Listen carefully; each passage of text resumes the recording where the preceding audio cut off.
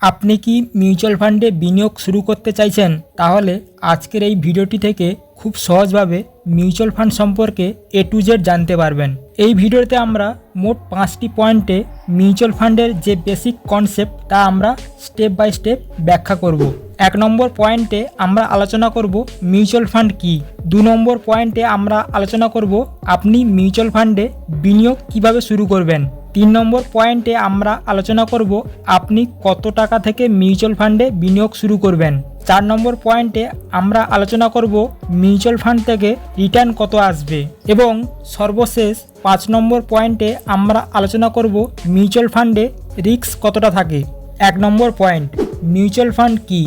Mutual fund হলো এক প্রকার বিশেষ ইনভেস্টমেন্ট স্কিম অর্থাৎ বিনিয়োগ প্রকল্প।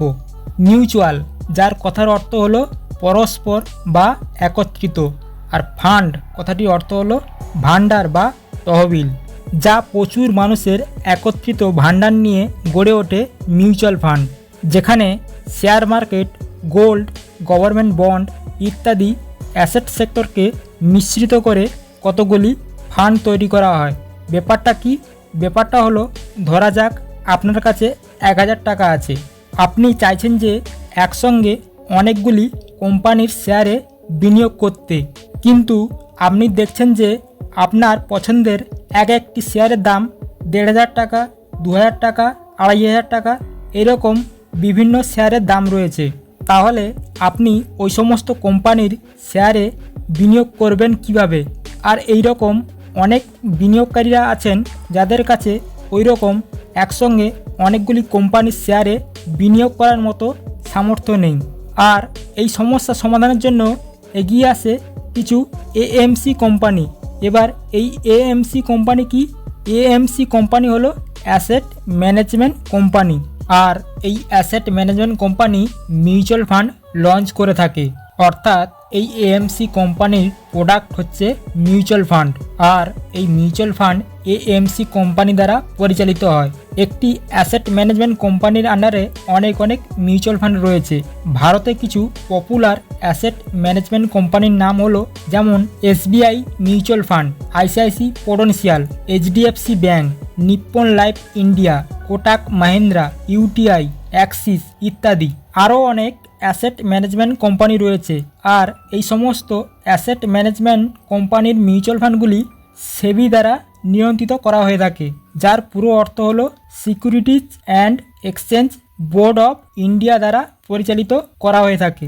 এবার ওই সমস্ত অ্যাসেট ম্যানেজমেন্ট কোম্পানিগুলি আমার আপনার মতো ছোট ছোট বিনিয়োগকারীর কাছ থেকে অল্প অল্প অর্থ সংগ্রহ করে একটা বড় অর্থের ফান্ড তৈরি হয়। এটা হলো মোট ফান্ডের AUM অর্থাৎ অ্যাসেট আন্ডার ম্যানেজমেন্ট বলা হয়ে থাকে।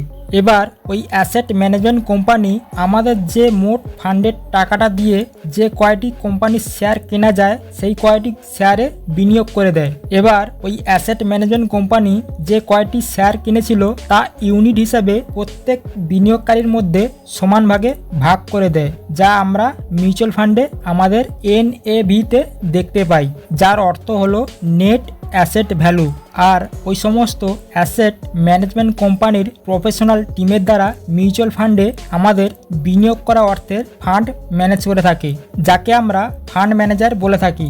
আর এই সমস্ত ফান্ড ম্যানেজ করার জন্য আমাদের কাছ থেকে কিছু অংশ অ্যাসেট ম্যানেজমেন্ট কোম্পানি চার্জ নিয়ে থাকে, যাকে এক্সপেন্স রেশিও বলা হয়। এবার আগামী দিনে ওই সমস্ত কোম্পানি যেভাবে গ্রো করবে, অর্থাৎ আগামী দিনে যদি শেয়ারের দাম বাড়ে তাহলে মিউচুয়াল ফান্ডে আমাদের ইউনিটের NAV-র দামও বাড়বে, আর যদি শেয়ারের দাম পড়ে যায় তাহলে মিউচুয়াল ফান্ডে NAV-র দামও পড়ে যায়। এই হলো mutual fund. Mutual fund basically এইভাবে কাজ করে থাকে। মিউচুয়াল ফান্ড সাধারণত 3 প্রকার হয়ে থাকে, যেমন 1 হচ্ছে ইকুইটি ফান্ড, 2 হচ্ছে ডেট ফান্ড, 3 হচ্ছে হাইব্রিড ফান্ড।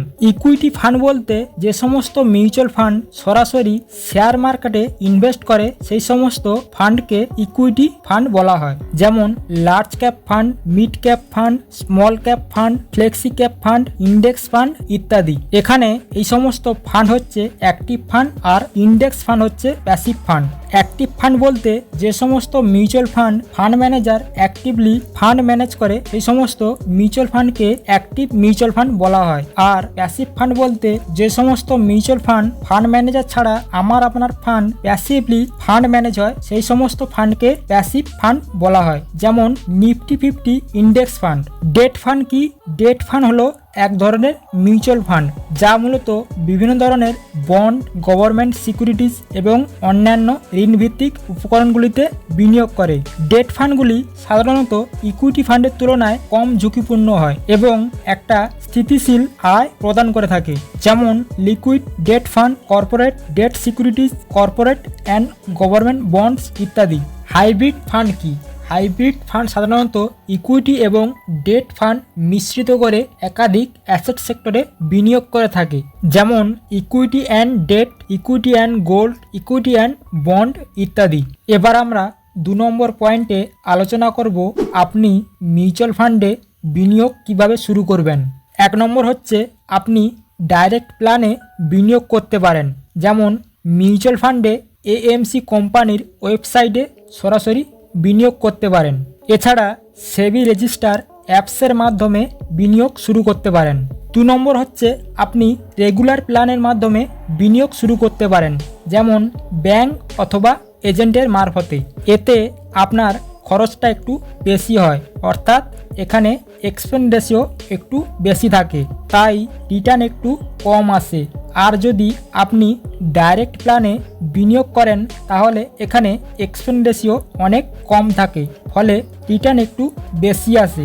এবার আমরা 3 নম্বর পয়েন্টে আলোচনা করব আপনি কত টাকা থেকে বিনিয়োগ শুরু করবেন। মিউচুয়াল ফান্ডে সাধারণত 2 রকমভাবে বিনিয়োগ করা যায়। এক হচ্ছে এসআইপি, 2 হচ্ছে লামসাম। এসআইপি যার অর্থ হলো সিস্টেমেটিক ইনভেস্টমেন্ট প্ল্যান। এর মাধ্যমে আপনি প্রত্যেক মাসে অল্প অল্প টাকা দিয়ে বিনিয়োগ শুরু করতে পারেন। ন্যূনতম আপনি মাসে 100 টাকা দিয়ে এসআইপি শুরু করতে পারেন। এর বেশি দিয়েও আপনি শুরু করতে পারেন, সেটা আপনার সামর্থ্য অনুযায়ী। লামসাম কি? লামসাম হলো ওয়ান টাইম ইনভেস্টমেন্ট, অর্থাৎ এককালীন একটা বড় অঙ্কের টাকা বিনিয়োগ করার পদ্ধতিকে লামসাম ইনভেস্টমেন্ট বলা হয়ে থাকে। এবার আমরা 4 নম্বর পয়েন্টে আলোচনা করব মিউচুয়াল ফান্ড থেকে রিটার্ন কত আসবে।